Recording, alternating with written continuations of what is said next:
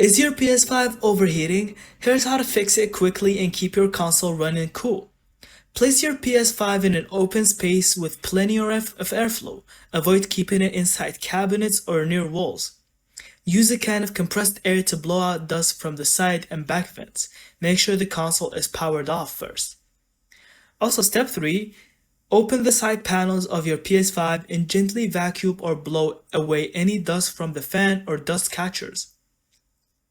Keep your room cool. Play in a well-ventilated room cool.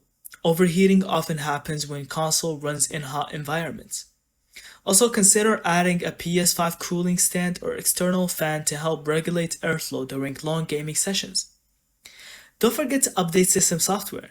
Go to Settings, System Software, and make sure your PS5 has the latest update installed. Follow these steps and your PS5 will stay cool and perform its best. Thank you so much for watching. I hope you found this video helpful, and don't forget to leave us your thoughts in the comments.